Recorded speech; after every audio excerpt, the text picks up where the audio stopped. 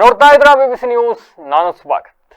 ಹಾಸನ ಜಿಲ್ಲೆಯ ದಿನದ ಪ್ರಮುಖ ಸುದ್ದಿಗಳ ಕ್ವಿಕ್ ರೌಂಡ್ ಆಫ್ ನಲ್ಲಿ ಮೊದಲನೇದಾಗಿ ಹೆಡ್ಲೈನ್ಸ್. ಬೀದಿಗೆ ಬಂತು ಹೊಳೆನರಸೀಪುರದ ಋಷಿಶ್ರೀ ವಿದ್ಯಾಸಂಸ್ಥೆ ವಿವಾದ. 900 ಮಕ್ಕಳ ಶೈಕ್ಷಣಿಕ ಭವಿಷ್ಯ ಅತಂತ್ರ, ಡಿಸಿ ಮೊರೆ ಹೋದ ಪೋಷಕರು. ಲೋಕಾಯುಕ್ತ ಬಲೆಗೆ ಬಿಲ್ ಕಲೆಕ್ಟರ್, 48,000 ರು ಲಂಚ ಪಡೆಯುವಾಗ ಅಂದರ್. ಲೋಕಾಯುಕ್ತ ಇನ್ಸ್ಪೆಕ್ಟರ್ ಶಿಲ್ಪಾ ನೇತೃತ್ವದ ತಂಡದಿಂದ ಮಿಂಚಿನ ದಾಳಿ. ಸಕಲೇಶಪುರ ಪುರಸಭೆ ಅಧಿಕಾರಿಗಳಿಗೆ ಚಪ್ಪಲಿ ತೋರಿಸಿ ಬೆದರಿಕೆ, ಆರೋಪಿಗಳ ಬಂಧನಕ್ಕೆ ಒತ್ತಾಯ. ಅಧಿಕಾರಿಗಳು ಪೌರ ಕಾರ್ಮಿಕರಿಂದ ಬೃಹತ್ ಪ್ರತಿಭಟನೆ. ಹಾಸನದ ವಾರ್ಡ್ ನಂಬರ್ 28ರಲ್ಲಿ ನರಕ ದರ್ಶನ. 3 ವರ್ಷಗಳಿಂದ ಬಗೆಹರಿದ ಯುಟಿಡಿ ಸಮಸ್ಯೆ, ಕೌನ್ಸಿಲರ್ ವಿರುದ್ಧ ಸ್ಥಳೀಯರ ಆಕ್ರೋಶ. ಕಂದಾಯ ಜಮೀನಾಗಿದ್ರು ಅರಣ್ಯ ಇಲಾಖೆಯಿಂದ ಕಿರುಕುಳ, ಕೃಷಿ ಚಟುವಟಿಕೆಗೆ ಅಡ್ಡಿ. ಅಧಿಕಾರಿಗಳ ವಿರುದ್ಧ ರೈತರ ಆಕ್ರೋಶ. ಜೀವನದಲ್ಲಿ ಜಿಗುಪ್ಸೆ, ವ್ಯಕ್ತಿ ಆತ್ಮಹತ್ಯೆ, ಚಲಿಸುವ ರೈಲಿಗೆ ತಲೆಕೊಟ್ಟ ಯುವಕ. ಆಲೂರಿನ ಬಾಳಿಗನಹಳ್ಳಿಯಲ್ಲಿ ಶೋಕದ ಛಾಯೆ.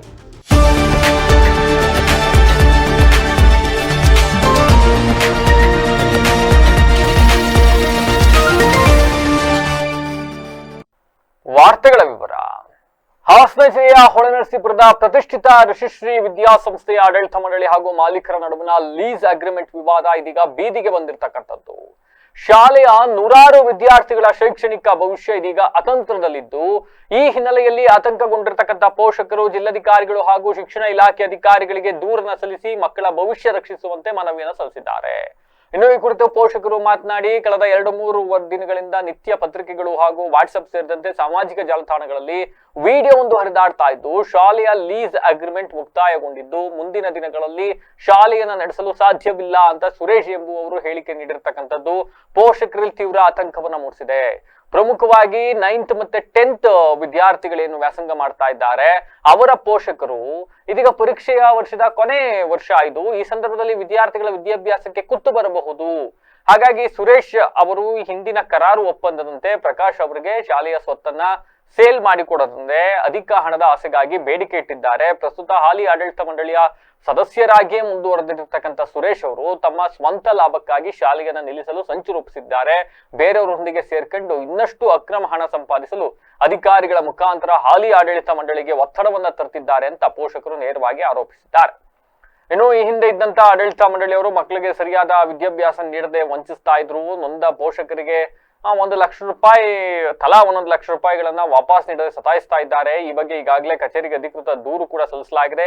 ಶೈಕ್ಷಣಿಕ ವರ್ಷದಲ್ಲಿ ಸುಮಾರು 900ಕ್ಕೂ ಹೆಚ್ಚು ವಿದ್ಯಾರ್ಥಿಗಳು ಶಾಲೆಯಲ್ಲಿ ವ್ಯಾಸಂಗ ಮಾಡ್ತಾ ಇದ್ದಾರೆ.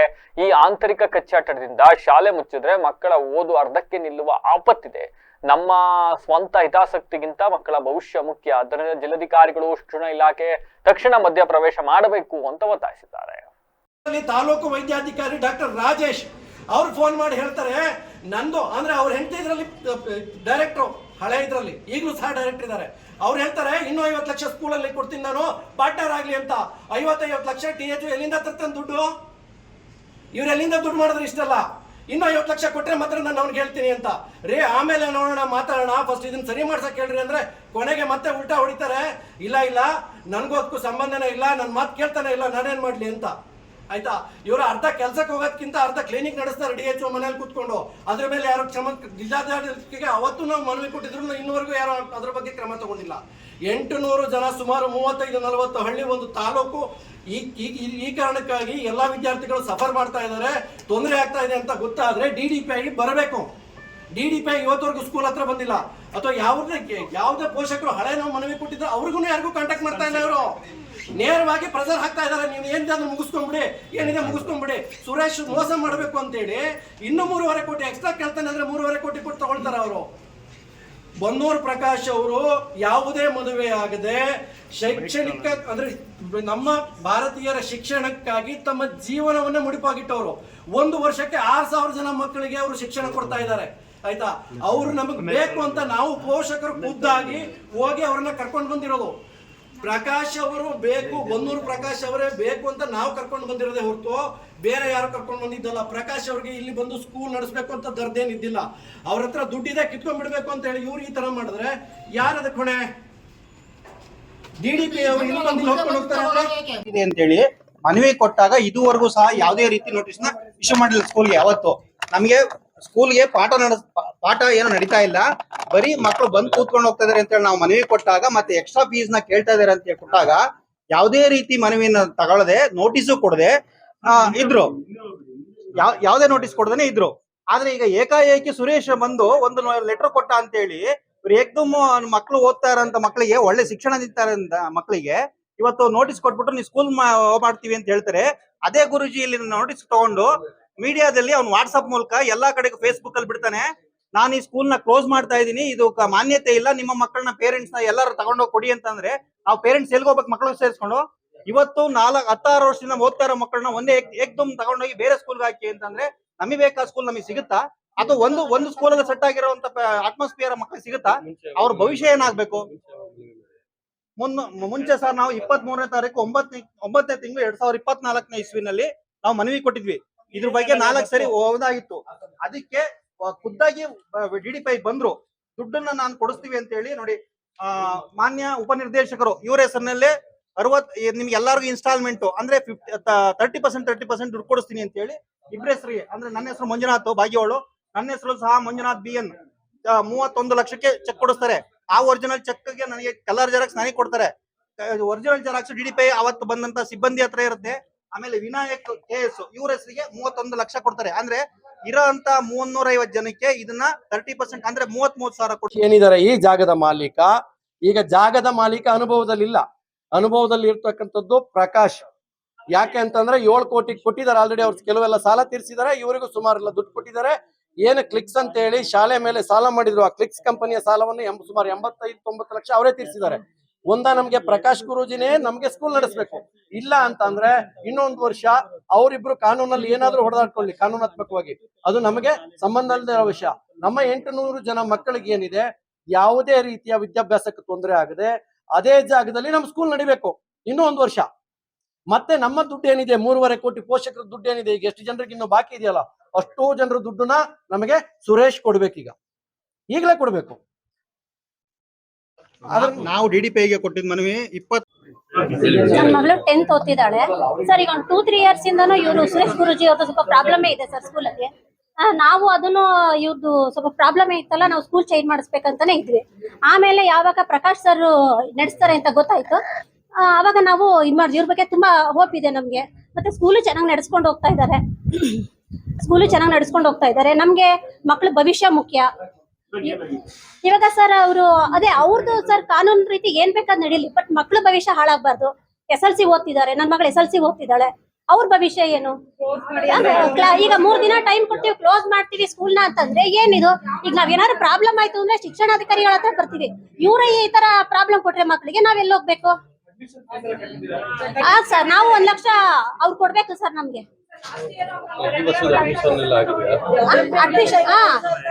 ಆಗಿದೆ, ಎಲ್ಲ ಆಗಿದೆ ಸರ್, ಎಲ್ಲ ಆಗಿದೆ. ಈ ಸ್ವತ್ತು ನೀಡೋದಕ್ಕೆ ಲಂಚ ಬೇಡಿಕೆ ಇಟ್ಟಿದ್ದ ಬಿಲ್ ಕಲೆಕ್ಟರ್ ಒಬ್ರು ಲೋಕಾಯುಕ್ತ ಬಲೆಗೆ ಬಿದ್ದ ಘಟನೆ ಹಾಸನ ಜಿಲ್ಲೆಯ ಅರಕಲಗೂಡು ತಾಲೂಕಿನ ಮಲ್ಲಿಪಟ್ಟಣ ಗ್ರಾಮ ಪಂಚಾಯಿತಿಯಲ್ಲಿ ನಡೆದಿದೆ. ಮಲ್ಲಿಪಟ್ಟಣ ಗ್ರಾಮ ಪಂಚಾಯಿತಿಯ ಬಿಲ್ ಕಲೆಕ್ಟರ್ ಆಗಿರ್ತಕ್ಕಂಥ ಹರೀಶ್ ಸೋಮಶೇಖರ್ ಎಂಬುವವರಿಂದ ಈ ಸ್ವತ್ತು ನೀಡೋದಕ್ಕೆ 48,000 ರೂಪಾಯಿ ಲಂಚಕ್ಕೆ ಬೇಡಿಕೆ ಇಟ್ಟಿದ್ದ ಅಂತ ಹೇಳಲಾಗಿದೆ. ಈ ಕುರಿತು ದೂರು ದಾಖಲಾದ ಹಿನ್ನೆಲೆಯಲ್ಲಿ ಲೋಕಾಯುಕ್ತ ಇನ್ಸ್ಪೆಕ್ಟರ್ ಶಿಲ್ಪಾ ನೇತೃತ್ವದ ತಂಡ ದಾಳಿಯನ್ನು ನಡೆಸಿ ಲಂಚದ ಹಣ ಸ್ವೀಕರಿಸುವ ವೇಳೆ ಹರೀಶ್ ಅವರನ್ನ ಬಲೆಗೆ ಬೀಳಿಸಿದೆ. ದಾಳಿಯ ವೇಳೆ ಲಂಚದ ಹಣ ಸಮೇತ ಹರೀಶ್ ಅವರನ್ನ ಲೋಕಾಯುಕ್ತ ಪೊಲೀಸರು ವಶಕ್ಕೆ ಪಡೆದು ಮುಂದಿನ ಕ್ರಮವನ್ನು ಕೈಗೊಂಡಿದ್ದಾರೆ. ಸಕಲೇಶಪುರ ಪಟ್ಟಣದ ಪುರಸಭೆ ಕಚೇರಿಗೆ ನುಗ್ಗಿ ಕರ್ತವ್ಯ ನಿರತ ಅಧಿಕಾರಿ ನಟರಾಜ್ ಅವರಿಗೆ ಚಪ್ಪಲಿ ತೋರಿಸಿ ಬೆದರಿಕೆ ಹಾಕಿ ಸರ್ಕಾರಿ ಕೆಲಸಕ್ಕೆ ಅಡ್ಡಿಪಡಿಸಿದ ಆರೋಪದ ಹಿನ್ನೆಲೆಯಲ್ಲಿ ಸಂಬಂಧಪಟ್ಟ ಅವರ ವಿರುದ್ಧ ಕಠಿಣ ಕ್ರಮ ಕೈಗೊಳ್ಳುವಂತೆ ಒತ್ತಾಯಿಸಿ ಪುರಸಭೆ ಅಧಿಕಾರಿಗಳು, ಸಿಬ್ಬಂದಿಗಳು ಹಾಗೂ ಪೌರ ಕಾರ್ಮಿಕರ ಸಂಘದ ಸದಸ್ಯರು ಪ್ರತಿಭಟನೆ ನಡೆಸಿದ್ದಾರೆ. ಪುರಸಭೆ ಕಚೇರಿಯಿಂದ ಉಪವಿಭಾಗಾಧಿಕಾರಿಗಳ ಕಚೇರಿಯವರೆಗೆ ಮೆರವಣಿಗೆ ನಡೆಸಿದ ಅಧಿಕಾರಿಗಳು ಮತ್ತೆ ಸಿಬ್ಬಂದಿಗಳು ನೌಕರರಿಗೆ ರಕ್ಷಣೆ ಒದಗಿಸಬೇಕು, ಕರ್ತವ್ಯಕ್ಕೆ ಅಡ್ಡಿಪಡಿಸುವವರ ವಿರುದ್ಧ ಕಠಿಣ ಕ್ರಮ ಕೈಗೊಳ್ಳಬೇಕು ಅಂತ ಘೋಷಣೆಗಳನ್ನ ಕೂಗಿ ಆಕ್ರೋಶ ವ್ಯಕ್ತಪಡಿಸಿದರು. ಬಳಿಕ ತಹಸೀಲ್ದಾರ್ ಸುಪ್ರೀತ್ ಹಾಗೂ ಉಪವಿಭಾಗಾಧಿಕಾರಿ ಕಚೇರಿಯ ವ್ಯವಸ್ಥಾಪಕ ಯೋಗೇಶ್ ಅವರಿಗೆ ಮನವಿ ಪತ್ರವನ್ನು ಸಲ್ಲಿಸಲಾಯಿತು. ಮನವಿ ಪತ್ರ ಸಲ್ಲಿಸಿದ ನಂತರ ಪುರಸಭೆ ಮುಖ್ಯಾಧಿಕಾರಿಗಳು ಕೂಡ ಮಾತನಾಡಿದ್ದಾರೆ. ಕಚೇರಿಗೆ ಬಂದ ವ್ಯಕ್ತಿಯೊಬ್ಬ ಅಧಿಕಾರಿಗಳು ಮತ್ತೆ ಸಿಬ್ಬಂದಿಗಳ ಮೇಲೆ ಗಲಾಟೆ ನಡೆಸಿ ಚಪ್ಪಲಿ ತೋರಿಸಿರ್ತಕ್ಕಂಥ ಘಟನೆ ಖಂಡನೀಯ. ಈ ಕುರಿತು ಹಲವಾರು ಸಂಘಟನೆಗಳು ಕೂಡ ಕ್ರಮ ಕೈಗೊಳ್ಳುವಂತೆ ಒತ್ತಾಯಿಸಿದ್ದಾವೆ. ಸಿಬ್ಬಂದಿಗಳಿಂದ ಮಾಹಿತಿ ಪಡೆದು ಸಂಬಂಧಪಟ್ಟವರ ವಿರುದ್ಧ ದೂರನ್ನ ನೀಡಲಾಗಿದ್ದು ಅವರನ್ನ ಬಂಧಿಸುವಂತೆ ಮೇಲಧಿಕಾರಿಗಳಿಗೆ ಮನವಿಯನ್ನು ಸಲ್ಲಿಸಲಾಗುವುದು ಅಂತ ಹೇಳಿದ್ರು. ಏನಿದು ಘಟನೆ ಅಂತ ನೋಡ್ತಾ ಹೋದ್ರೆ, ಕಳೆದ ಮೇ 15ನೇ ತಾರೀಕು ಮಧ್ಯಾಹ್ನ 1 ಗಂಟೆ ಸುಮಾರಿಗೆ ಪ್ರೀತಮ್ ಅಂತಕ್ಕಂಥವ್ರು ಅಗ್ರಹಾರ ಸುದೀಪ್ ಹಾಗೂ ಭರತ್ ಎಂಬುವವರ ಗುಂಪು ಕಟ್ಕೊಂಡು ಪುರಸಭೆ ಕಚೇರಿಗೆ ನುಗ್ಗಿ ಶಾಖೆಯಲ್ಲಿ ಕರ್ತವ್ಯ ನಿರ್ವಹಿಸ್ತಾ ಇದ್ದ ಸಮುದಾಯ ಸಂಘಟನಾಧಿಕಾರಿ ನಟರಾಜ್ ಸೇರಿದಂತೆ ಅಲ್ಲಿರ್ತಕ್ಕಂಥ ಅಧಿಕಾರಿಗಳು ಮತ್ತು ಸಿಬ್ಬಂದಿಗಳ ಮೇಲೆ ಚಪ್ಪಲಿ ತೋರಿಸಿ ಬೆದರಿಕೆ ಹಾಕಿ ಸರ್ಕಾರಿ ಕೆಲಸಕ್ಕೆ ಅಡ್ಡಿಪಡಿಸಿದ್ರು ಅಂತಕ್ಕಂಥದ್ದು ಆರೋಪ. ಬಳಿಕ ಆಡಳಿತ ವಿಭಾಗದಲ್ಲಿಯೂ ಕೂಡ ಅನವಶ್ಯಕವಾಗಿ ಕೂಗಾಡಿ ಕರ್ತವ್ಯ ನಿರ್ವಹಣೆಗೆ ಅಡ್ಡಿಪಡಿಸಿದ್ರಂತೆ. ಈ ಘಟನೆಗೆ ಸಂಬಂಧಿಸಿದಂತೆ ಚಪ್ಪಲಿ ಇಟ್ಕೊಂಡು ಅಲ್ಲಿ ಆಕ್ರೋಶ ವ್ಯಕ್ತಪಡಿಸ್ತಾ ಇದ್ದ ವಿಡಿಯೋ ಸಾಮಾಜಿಕ ಜಾಲತಾಣಗಳಲ್ಲಿ ವೈರಲ್ ಆಗಿತ್ತು ಅಂಡ್ ಅದು ಸಾರ್ವಜನಿಕ ಚರ್ಚೆಗೂ ಕೂಡ ಕಾರಣವಾಗಿ ಇದೀಗ ವ್ಯಾಪಕ ಚರ್ಚೆಗೆ ಕಾರಣವಾಗಿದೆ. ಇನ್ನು ಮನವಿ ಸ್ವೀಕರಿಸಿ ಮಾತನಾಡಿರ್ತಕ್ಕಂಥ ತಹಸೀಲ್ದಾರ್ ಸುಪ್ರೀತ್ ಅವರು ಸರ್ಕಾರಿ ಅಧಿಕಾರಿಗಳಾಗ್ಲಿ, ಸಿಬ್ಬಂದಿಗಳಾಗ್ಲಿ, ಸಾಮಾನ್ಯ ನಾಗರಿಕರಾಗ್ಲಿ ಎಲ್ಲರಿಗೂ ಕೂಡ ಗೌರವ ಒಂದೇ, ಎಲ್ಲರಿಗೂ ಕೂಡ ಗೌರವ ಇದೆ. ನಾಗರಿಕರು ನಾಗರಿಕರಂತೆ ನಡ್ಕೋಬೇಕು. ಯಾರ ಆತ್ಮಗೌರವಕ್ಕೂ ಕೂಡ ಧಕ್ಕೆ ತರುವಂತಹ ಘಟನೆಗಳು ನಡೆಯಬಾರದು. ಈ ಘಟನೆಯ ಬಗ್ಗೆ ತಾಲೂಕು ಆಡಳಿತಕ್ಕೂ ಕೂಡ ಅತೀವ ಬೇಸರ ಬಿದ್ದು ಅಗತ್ಯ ಸಹಕಾರ ನೀಡಲಾಗುವುದು ಅಂತ ಭರವಸೆಯನ್ನ ನೀಡಿದ್ದಾರೆ. ಇನ್ನು ಪ್ರತಿಭಟನೆಯಲ್ಲಿ ಪುರಸಭೆ ವ್ಯವಸ್ಥಾಪಕ ಮಹೇಶ್, ಪುರಸಭೆ ಸಿಬ್ಬಂದಿ ಶ್ರೀನಿವಾಸ್, ಸಮುದಾಯ ಸಂಘಟನಾಧಿಕಾರಿ ನಟರಾಜ್, ಕಂದಾಯ ಅಧಿಕಾರಿ ಮಂಜೇಗೌಡ, ಜೆಇ ಸಚಿನ್ ಸೇರಿದಂತೆ ಇನ್ನಿತರರು ಹಾಜರಿದ್ದರು. ಮಾತಾಡಕ್ ಹೋಗೋದೇ ಇಲ್ಲ. ಈಗ ನನಗೆ ಮತ್ತೆ ಕೆಲಸ ಇರ್ಬೋದು, ನಿಮ್ಮ ಹತ್ರ ಕೆಲಸ ಇರ್ಬೋದು, ಸಾರ್ವಜನಿಕರು ಗೊತ್ತು ಈ ಕಚೇರಿ ಯಾರಾದ್ರೂ ಬರ್ಬೋದು, ಅರ್ಜಿ ಕೊಡ್ಬೋದು, ಕೆಲಸ ಕೇಳಿ ನಾನು ಅದ್ರ ಬಗ್ಗೆ ಮಾತಾಡಕ್ಕೆ ಹೋಗಲ್ಲ. ಆದ್ರೆ ಯಾವ ರೀತಿ ನಡ್ಕೋಬೇಕು, ನಾಗರಿಕರ ತರ ನಡ್ಕೊಬೇಕು, ಅನಾಗರಿಕರ ತರ ನಡ್ಕೊಬಾರ್ದು. ಗೌರವ ಅನ್ನೋದು ಸರ್ಕಾರಿ ಅಧಿಕಾರಿಗಳಾಗಿರ್ಬೋದು, ನೌಕರರಾಗಿರ್ಬೋದು, ಅಥವಾ ಸಾಮಾನ್ಯ ಜನ ಆಗಿರ್ಬೋದು, ಎಲ್ಲರಿಗೂ ಒಂದೇ. ಅದು ಆಸ್ತಿ ಆಗಿರ್ಬೋದು, ಅಂತಸ್ತು, ನಾನು ಶ್ರೇಷ್ಠ, ನಾನು ಗೌರವ ಕಮ್ಮಿ ಆಗೋಲ್ಲ, ನಾನು ಮೇಲೆ ಹುದ್ದೆಲಿದ್ದೀನಿ, ಕೆಳಗಡೆ ಹುದ್ದೆಲಿದ್ದೀನಿ, ನನಗೆ ಗೌರವ ಕೊಡಬೇಕು, ಅವ್ರಿಗೆ ಕೊಡಬಾರ್ದು ಅನ್ನೋದು ಯಾರಿಗೂ ಇಲ್ಲ. ಎಲ್ಲರಿಗೂ ಒಂದೇ. ಏನು ಆತ್ಮಗೌರವ, ಆತ್ಮಾಭಿಮಾನ ಇರುತ್ತೆ, ಎಲ್ಲರಿಗೂ ಒಂದೇ. ನನಗೂ ಒಂದೇ, ನಿಮ್ಗೂ ಒಂದೇ, ಇನ್ನೊಬ್ರಿಗೂ ಒಂದೇ, ಎಲ್ಲರಿಗೂ ಒಂದೇ. ಅದನ್ನ ಕಳ್ಕೊಂಡು ಯಾರು ಕೆಲಸ ಮಾಡಕ್ಕಾಗೋದಿಲ್ಲ, ನಾನು ಮಾಡಕ್ಕಾಗಲ್ಲ. ಖಂಡಿತ ತಾಲೂಕು ಆಡಳಿತ ಇನ್ನು ಈ ವಿಷಯದ ಬಗ್ಗೆ ನನಗಂತೂ ಅತೀವ ಬೇಸರ ಇದೆ. ನಿಮ್ಗೆ ಯಾವ ರೀತಿ ಸಹಕಾರ ಬೇಕು ನನಗಂತೂ ಖಂಡಿತ ಸಿಗುತ್ತೆ. ನಮ್ಮ ಸಾಹೇಬ್ರು ಹೇಳಿದಾಗೆ ಈಗ ಆಗಲೇ ನಮ್ಮ ನಟರಾಜ್ ಸರ್ ಈಗ ಅವ್ರಿಗೆ ಇನ್ಚಾರ್ಜು ಕಂದಾಧಿಕಾರಿಗಳಾಗಿದ್ದರು. ನಾವು ಆ ಸಂದರ್ಭದಲ್ಲಿ ಸಾಹೇಬರು ನಾವು ಮತ್ತು ಮೀಟಿಂಗ್ ಹೊರಗಡೆ ಹೋದ ಸಂದರ್ಭದಲ್ಲಿ ಒಬ್ಬರು ವ್ಯಕ್ತಿ ಪ್ರೀತಮ್ಮನವರು ಮತ್ತು ಅವ್ರ ಸಹಚರರು ಬಂದು ಖಾತೆ ಮಾಡೋ ವಿಚಾರಕ್ಕೆ ಸಂಬಂಧಪಟ್ಟಂಗೆ ಗಲಾಟೆ ಮಾಡಿ ಮತ್ತು ನಮ್ಮ ಕಂದಾಯ ಶಾಖೆಯಲ್ಲೂ ಕೂಡ ಚಪ್ಪಲಿ ತೋರಿಸಿರೋದು ಈಗಾಗಲೇ ಸಾಮಾಜಿಕ ಮಾಧ್ಯಮಗಳಲ್ಲಿ ವೈರಲ್ ಆಗಿದೆ. ದಯವಿಟ್ಟು ನಾವು ಕಾನೂನು ವ್ಯಾಪ್ತಿಯಲ್ಲಿ ಏನಿದೆ ಅದನ್ನು ಮಾಡಿಕೊಡ್ತೀವಿ. ಕಾನೂನು ವಿಚಾರಗಳು ಕೆಲವು ಕೋರ್ಟಲ್ಲಿ ಕೇಸ್ ಇರ್ತವೆ, ಅಂಥವನ್ನು ಪರಿಶೀಲನೆ ಮಾಡೋಕ್ಕೆ ಅಧಿಕಾರಿಗಳು ಕೂಡ ಸಮಯಾವಕಾಶ ಬೇಕಾಗುತ್ತೆ. ಆದರೆ ಅದನ್ನು ತಾಳ್ಮೆಯಿಂದ ಕೇಳಿದಿನಿ ಈ ಥರ ಮಾಡಿರೋದು ತುಂಬ ಅಪರಾಧ ಅಂತ ನಮಗೆ ಸೂಚಿರೋದ್ರಿಂದ ಇವತ್ತು ನಾವು ಎಲ್ಲ ನಮ್ಮ ನೌಕರರು ಮತ್ತು ನಮ್ಮ ಸಾಹೇಬರ ಕಡೆಯಿಂದ ನಾವು ಈಗ ಮಾನ್ಯ ತಹಸೀಲ್ದಾರ್ ಮತ್ತು ಎಸ್ ಸಾಹೇಬರಿಗೆ ದೂರು ಸಲ್ಲಿಸಬೇಕಂತ ಬಂದಿದ್ದೀವಿ. ಪುರಸಭೆ ಕಚೇರಿಯಲ್ಲಿ ನಮ್ಮ ಮೇಲಧಿಕಾರಿಗಳಿಗೆ ಒಬ್ಬ ಧಮಕಿ ಹಾಕಿ ಚಪ್ಪಲಿ ಹಿಡಿದ್ಬಿಟ್ಟು ಎಲ್ಲ ಇದು ಮಾಡಿ ತೋರಿಸ್ತಾನೆ. ಇದೇ ಥರ ನಡ್ಕೊಂಡೋದ್ರೆ ಪುರಸಭೆ ನಡೆಯೋದು ಹೇಗೆ ಮತ್ತು ನಾವು ಕರ್ತವ್ಯ ಸಲ್ಲಿಸೋದು ಹೇಗೆ? ಈಗ ಹಿಂದೆ ಹಿಂಗೆ ಆಗಿತ್ತು ಅದು ಇಲ್ಲ. ಈಗ ಎಜುಕೇಟ್ಗಳೇ ಈ ಥರ ಮಾಡ್ತಾರೆ ಹೊರತು ಅನ್ಎಜುಕೇಟ್ ಯಾರೂ ಮಾಡ್ತಾ ಇಲ್ಲ. ಹಿಂದೆ ನಮ್ಮ ಪೌರಕಾರ್ಮಿಕ ಮಾಲಾನವ್ರಿಗೆ ಲಾಯಿಸೋದು ಒಬ್ಬರು ಇದು ಮಾಡಿದ್ರು, ಅದು ಸೇಮ್ ಇದೇ ಥರನೇ ಆಗಿದ್ದು. ಮತ್ತು ನಮಗೆ ಈ ಕಚೇರಿಯಲ್ಲಿ ನಮ್ಗೆ ಏನಪ್ಪ ಅಂದರೆ ಕೆಲಸ ಮಾಡಿ ತುಂಬಾ ಹಿಂಸೆ ಆಗ್ತಿದೆ. ಯಾಕೆ ಅಂತಂದರೆ ಎಲ್ಲ ಈಗ ಚಪ್ಪಲಿ ಇಟ್ಕೊಂಡ್ಬಂದರೆ ನಾಳೆ ಮತ್ತೊಂದು ಮಾಡಲ್ಲ ಅಂತ ಯಾವ ಗ್ಯಾರಂಟಿ ಇದೆ? ಹಾಗಾಗಿ ನಮಗೆ ಸೂಕ್ತ ಭದ್ರತೆ ಬೇಕು ಮತ್ತು ಆ ವ್ಯಕ್ತಿನ ಕೂಡಲೇ ಬಂಧಿಸಬೇಕಂತ ಬಿಡಿ ಎಲ್ಲ ನಾವು ಆಸಕ್ತಿ. ವಾರದಲ್ಲಿ ಏನು ನಮ್ಮ ಕಚೇರಿಯಲ್ಲಿ ಒಬ್ಬ ವ್ಯಕ್ತಿ ಬಂದು ನಮ್ಮ ಅಧಿಕಾರಿ ನೌಕರರ ಮೇಲೆ ಗಲಾಟೆ ಮಾಡಿ ಚಪ್ಪಲಿಯನ್ನು ತೋರಿಸಿದ್ದು ಸಾಮಾಜಿಕ ಜಾಲತಾಣಗಳೆಲ್ಲ ವಿಡಿಯೋ ವೈರಲ್ ಆಗಿದೆ. ಇದು ಸಂಬಂಧಪಟ್ಟಾಗಿ ಹಲವಾರು ಸಂಘಟನೆಗಳೆಲ್ಲ ಈ ಕಚೇರಿಗೆ ಬಂದು ಯಾಕೆ ನೀವೆಲ್ಲ ಸುಮ್ಮನಿದ್ದೀರಿ ಅಂತೇಳಿ ನಮಗೆಲ್ಲ ಎರವು ಮಾಡಿದರು. ಆ ಕೂಡಲೇ ನಮ್ಮ ಅಧಿಕಾರಿ ನಮ್ಮ ಕಚೇರಿ ಕೆಲಸ ಮಾಡ್ತಕ್ಕಂಥ ನೌಕರನ ಕರೆದು ವಿಚಾರಣೆ ಮಾಡಿದಾಗ ನಮ್ಮ ನೌಕರರು ಈ ರೀತಿ ಎಲ್ಲ ಪ್ರಸ್ತಾಪ ಮಾಡಿದಾಗ ನಾವು ಕೂಡಲೇ ಸಂಬಂಧಪಟ್ಟ ಆರಕ್ಷಕನಿಗೆ ದೂರನ್ನು ನೀಡಿ ಆ ವ್ಯಕ್ತಿನ ಬಂಧಿಸುವಂತೆ ಈ ದಿನ ನಮ್ಮ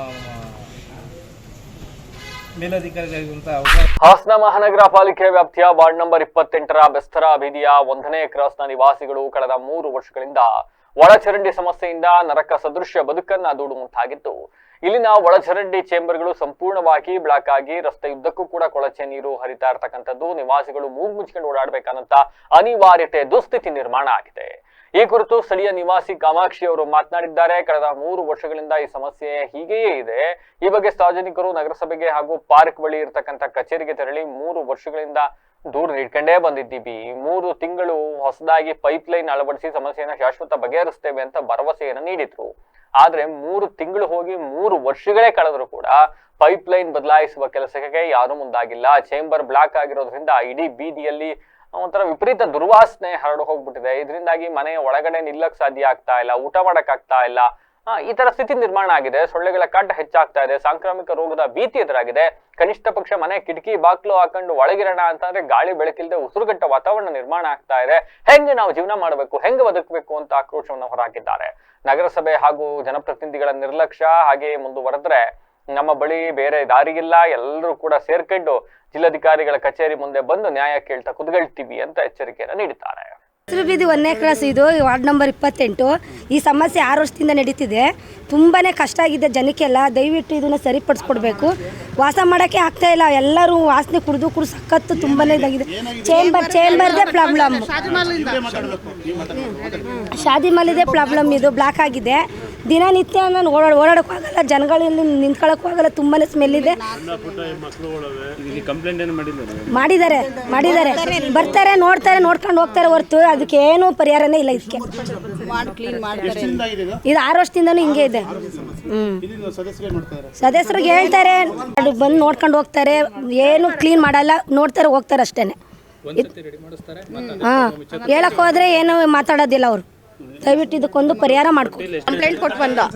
ಕಂಪ್ಲೇಂಟ್ ಕೊಟ್ಟಾಗ ಅವರು 3 ವರ್ಷದಲ್ಲಿ ಕಂಪ್ಲೇಂಟ್ ಕೊಟ್ಟು ಬಂದಾಗ ನಾವು ಇನ್ನು 3 ತಿಂಗಳಲ್ಲಿ ಅದೊಂದು ದಪ್ಪ ಪೈಪ್ ಇರುತ್ತಲ್ಲ ಲೈನು, ಅದನ್ನು ಹಾಕಿಸ್ಕೊಡ್ತೀವಿ ಅಂದರು. 3 ತಿಂಗಳೆಲ್ಲ 3 ವರ್ಷ ಆಯಿತು, ಇನ್ನೂ ಬಂದಿಲ್ಲ ಯಾರೂ. ಹಾಕೂ ಇಲ್ಲ, ಬಂದೂ ಇಲ್ಲ. ಮನೆ ಒಳಗಡೆ ಬಾಕ್ಲು ಹಾಕೊಂಡು ಇರೋಕ್ಕಾಗಲ್ಲ.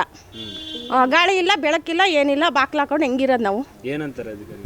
ಏನಂತಾರೆ ಸರಿ ಮಾಡಿಸ್ತೀವಿ ಅಂತ ಹೇಳಿದ್ರು. ನಾವು ಕಂಪ್ಲೇಂಟ್ ಎಲ್ಲ ಕೊಟ್ಟು ಬಂದು ಅವರಿಗೆ ಅಷ್ಟೇ ಅವ್ರು ಹೇಳೋದು, ಇನ್ನೇನು ಹೇಳಲ್ಲ ಅವರು. ಇಲ್ಲ ಈಗ ಬರ್ತಾರೆ, ನಾವು ಕಂಪ್ಲೇಂಟ್ ಕೊಟ್ಟಾಗ ಹೋಗಿ ಅಲ್ಲಿ ಇದ್ರ ಹತ್ರ ಯಾವುದು ಮುನ್ಸಿಪಾಲ್ಟಿ ಅಲ್ಲ, ಇಲ್ಲಿ ಪಾರ್ಕ್ ಹತ್ರ ಕಂಪ್ಲೇಂಟ್ ಕೊಟ್ಟು ಬರ್ತೀವಿ. ಅವಾಗ ಬರ್ತಾರೆ, ನಾವು ಇಲ್ಲೇ ಗೋರ ಹಾಕ್ತೀವಿ ಅಂತಾರೆ. ಅದನ್ನು ಎತ್ತಾಕವ್ರು ಯಾರು? ನೆನ್ನೆಯಿಂದ 2 ಸಲ ಬಂದರು, ಎತ್ತಾಕ್ತೀವಿ ಅಂತ ಹೇಳಿದ್ರು. ನಾವು ಎತ್ತಾಕ ಕೊಡಲಿಲ್ಲ. ಎತ್ತಾಕೋದು ಮಕ್ಳು ಮರಿ ಎಲ್ಲ ಓಡಾಡ್ತವೆ. ಅದನ್ನು ಗೋರ ಹಾಕವ್ರು ಯಾರು? ಈ ಲೈನಲ್ಲಿ. ಆಮೇಲೆ ಇದೊಂದು ಪ್ರಾಬ್ಲಮ್, ಈ ಲೈನಲ್ಲಿ ಯಾರ್ದು ಇಲ್ಲ. ಇಲ್ಲಿ ಕಲೆಕ್ಷನ್ನು ಇದ್ರೆ 1 ಮನೆ ಇರಬೇಕಷ್ಟೇ. ಹಿಂದೆ ಇರೋದೆಲ್ಲ ನೆಕ್ಸ್ಟ್ ಬೀದಿಲಿ ಇರೋದು. ಈ ಕಲೆಕ್ಷನ್ ಎಲ್ಲ ಚೌಟ್ರಿ ಅವ್ರು ಮಾತ್ರ ಇಲ್ಲಿ ಬರೋದು.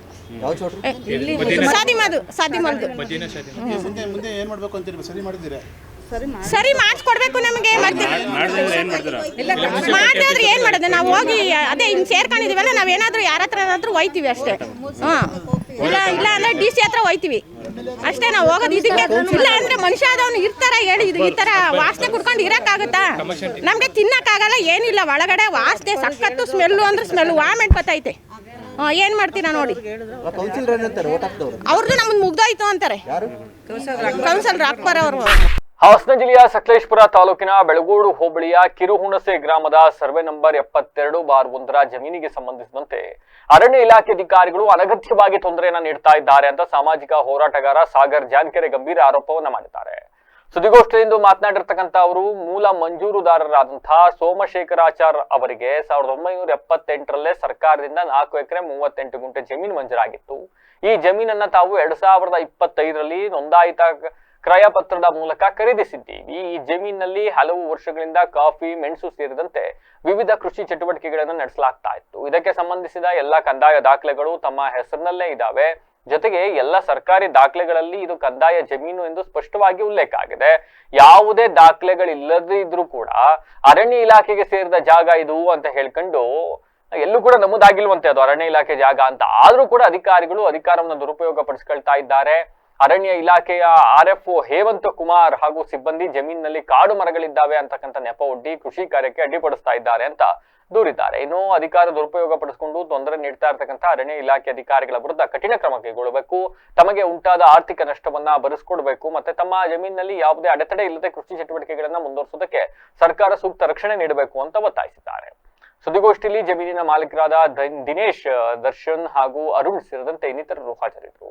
ಆಗುತ್ತೆ ಮತ್ತೆ ಯಾಕೆ ಅಂದರೆ ಸರ್ಕಾರಿ ಅಧಿಕಾರಿಗಳಿದ್ದಾರೆ, ನಾವು ಇನ್ನು ಜಾಸ್ತಿ ಇದು ಮಾತಾಡೋಕೆ ಹೋದರೆ ತಪ್ಪಾಗುತ್ತೆ ಅಂತ ಹೇಳ್ಬಿಟ್ಟು ನಾವು ಅವತ್ತಿನ ದಿನ ಅಲ್ಲಿ ಏನು ಅಂದರೆ ಹಳೆಯ ತಂತಿ ಬೇಲಿ ಏನಿತ್ತು ಆ ತಂತಿ ಬೇಲಿಯ ರಿಪೇರಿ ಕಾರ್ಯದಲ್ಲಿ ನಮ್ಮ ದಿನೇಶ್ ಅವರು ಆಮೇಲೆ ಸ್ನೇಹಿತರು ಎಲ್ಲರೂ ಸಹ ಅಲ್ಲಿ ಮಾಡ್ತಾ ಇರ್ತಾರೆ ಕೆಲಸನ.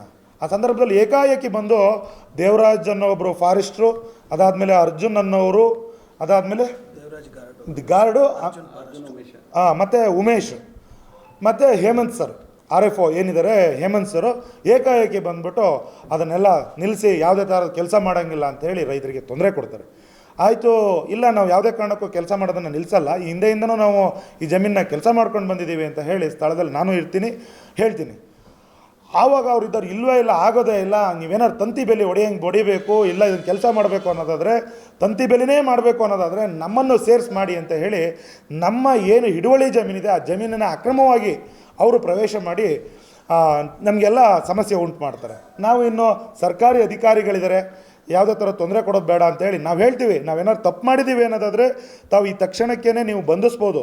ನಿಮ್ಮ ಸೆಕ್ಷನ್ 4 ಫಾರೆಸ್ಟ್ ಅನ್ನೋದೇ ಆದರೆ ನಮ್ಮ ಮೇಲೆ ಕ್ರಮ ಕೈಗೊಳ್ಳಿ, ಇವನ್ ನನ್ನ ಮೇಲೂ ಸಹ ಕ್ರಮ ಕೈಗೊಳ್ಳಿ ಅಂತೇಳಿ ನಾನು ಅದೇ ಸ್ಥಳದಲ್ಲಿ ಹೇಳ್ತೀನಿ. ಆ ಸ್ಥಳದಲ್ಲಿ ಹೇಳುವಂಥ ಸಂದರ್ಭದಲ್ಲಿ ಅವರು ಇಲ್ಲ, ನಾವು ಯಾವುದೇ ಕಾರಣಕ್ಕೂ ನಿಮ್ಮ ಮೇಲೆ FIR ಮಾಡಲ್ಲ. ಯಾಕೆ ಮಾಡಲ್ಲ? ಮಾಡಿ, ವೈಲೇಷನ್ ಮಾಡಿದ್ದೀವಲ್ಲ, ನಿಮ್ಮ ಫಾರೆಸ್ಟ್ ಅನ್ನೋದ್ರೆ ನಾವು ವೈಲೇಷನ್ ಮಾಡಿದ್ದೀವಿ ಅಂತ ನಾವೇ ಹೇಳ್ತೀವಿ.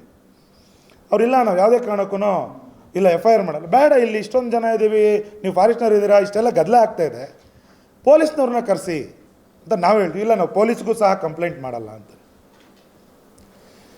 ಅದಾದ ನಂತರ ನಾವೇ 112ಗೆ ಫೋನ್ ಮಾಡಿ ಇದೇನೋ ಬೇರೆ ರೂಪ ತಗೊಳುತ್ತೆ ಅನ್ನೋ ಒಂದು ಉದ್ದೇಶದಿಂದ ನಾವೇ 112ಗೆ ಫೋನ್ ಮಾಡ್ತೀವಿ. 112ಗೆ ಕರೆ ಮಾಡಿ ನಾವೇ ಬರೋಕ್ಕೆ ಹೇಳ್ತೀವಿ. ಬರ್ಲಿಕ್ಕೆ ಹೇಳಿದ ನಂತರ 112 ಬರುತ್ತೆ.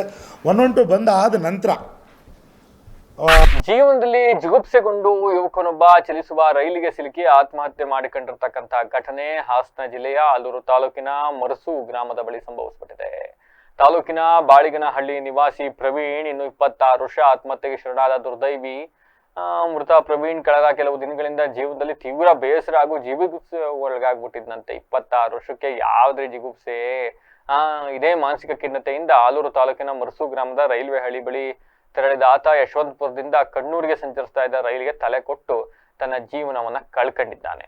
ರೈಲು ಡಿಕ್ಕಿ ಹೊಡೆದ ರಭಸಕ್ಕೆ ಯುವಕ ಸ್ಥಳದಲ್ಲೇ ಸಾವನ್ನಪ್ಪಿದ್ದಾನೆ. ರುಂಡ ಮುಂಡ ಎರಡೂ ಕೂಡ ಒಂದೊಂದು ಕಡೆಗೆ ಬೇರ್ಪಡೆ ಆಗಿ ಹೋಗ್ಬಿಟ್ಟಿದೆ. ಇನ್ನು ಘಟನೆ ಬಗ್ಗೆ ಮಾಹಿತಿ ತಿಳಿಯುತ್ತಿದ್ದಂತೆ ರೈಲ್ವೆ ಪೊಲೀಸ್ ಅಧಿಕಾರಿಗಳು ಮತ್ತೆ ಸಿಬ್ಬಂದಿಗಳು ತಕ್ಷಣವೇ ಸ್ಥಳಕ್ಕೆ ಭೇಟಿ ನೀಡಿ ಪರಿಶೀಲನೆ ನಡೆಸಿದ್ದಾರೆ. ಮೃತದೇಹವನ್ನ ಮರಣೋತ್ತರ ಪರೀಕ್ಷೆಗಾಗಿ ರವಾನಿಸಲಾಗಿದೆ. ಇನ್ನು ಈ ಸಂಬಂಧ ರೈಲ್ವೆ ಪೊಲೀಸ್ ಠಾಣೆಯಲ್ಲಿ ಪ್ರಕರಣ ದಾಖಲಾಗಿದ್ದು ಯುವಕನ ಆತ್ಮಹತ್ಯೆಗೆ ನಿಖರವಾದ ಕಾರಣ ಏನೆಂಬುದು ಇನ್ನೂ ಕೂಡ ತಿಳಿದು ಬಂದಿಲ್ವಂತೆ. ತನಿಖೆ ಕೈಗೊಂಡಿದ್ದಾರೆ. ಇನ್ನು ಯುವಕನ ಹಠಾತ್ ಈ ನಿರ್ಧಾರ ಬಾಳಿಗನಹಳ್ಳಿ ಗ್ರಾಮದಲ್ಲಿ ಶೋಕದ ವಾತಾವರಣವನ್ನ ನಿರ್ಮಿಸಿದೆ. ಈಗ ಮತ್ತೊಮ್ಮೆ ಹೆಡ್ಲೈನ್ಸ್. ಬೀದಿಗೆ ಬಂತು ಹೊಳೆನರಸೀಪುರದ ಋಷಿಶ್ರೀ ವಿದ್ಯಾಸಂಸ್ಥೆ ವಿವಾದ. 900 ಮಕ್ಕಳ ಶೈಕ್ಷಣಿಕ ಭವಿಷ್ಯ ಅತಂತ್ರ, DC ಮೊರೆ ಹೋದ ಪೋಷಕರು. ಲೋಕಾಯುಕ್ತ ಬಲೆಗೆ ಬಿಲ್ ಕಲೆಕ್ಟರ್, 48,000 ರು ಲಂಚ ಪಡೆಯುವಾಗ ಅಂದರ್. ಲೋಕಾಯುಕ್ತ ಇನ್ಸ್ಪೆಕ್ಟರ್ ಶಿಲ್ಪಾ ನೇತೃತ್ವದ ತಂಡದಿಂದ ಮಿಂಚಿನ ದಾಳಿ. ಸಕಲೇಶಪುರ ಪುರಸಭೆ ಅಧಿಕಾರಿಗಳಿಗೆ ಚಪ್ಪಲಿ ತೋರಿಸಿ ಬೆದರಿಕೆ, ಆರೋಪಿಗಳ ಬಂಧನಕ್ಕೆ ಒತ್ತಾಯ. ಅಧಿಕಾರಿಗಳು ಪೌರ ಕಾರ್ಮಿಕರಿಂದ ಬೃಹತ್ ಪ್ರತಿಭಟನೆ. ಹಾಸನದ ವಾರ್ಡ್ ನಂಬರ್ 28ರಲ್ಲಿ ನರಕ ದರ್ಶನ. 3 ವರ್ಷಗಳಿಂದ ಬಗೆಹರಿದ UGD ಸಮಸ್ಯೆ, ಕೌನ್ಸಿಲರ್ ವಿರುದ್ಧ ಸ್ಥಳೀಯರ ಆಕ್ರೋಶ. ಕಂದಾಯ ಜಮೀನಾಗಿದ್ರು ಅರಣ್ಯ ಇಲಾಖೆಯಿಂದ ಕಿರುಕುಳ, ಕೃಷಿ ಚಟುವಟಿಕೆಗೆ ಅಡ್ಡಿ, ಅಧಿಕಾರಿಗಳ ವಿರುದ್ಧ ರೈತರ ಆಕ್ರೋಶ. ಜೀವನದಲ್ಲಿ ಜಿಗುಪ್ಸೆ, ವ್ಯಕ್ತಿ ಆತ್ಮಹತ್ಯೆ, ಚಲಿಸುವ ರೈಲಿಗೆ ತಲೆಕೊಟ್ಟ ಯುವಕ. ಆಲೂರಿನ ಬಾಳಿಗನಹಳ್ಳಿಯಲ್ಲಿ ಶೋಕದ ಛಾಯೆ. ಇದಾಗಿತ್ತು ಹೊತ್ತಿನ ವಿಶೇಷ. ನಿರಂತರ ಸುದ್ದಿಗಾಗಿ ನೋಡ್ತಾ ಇರಿ BBC TV, ಸತ್ಯದ ಕಡೆ ನಮ್ಮ ಕಡೆ.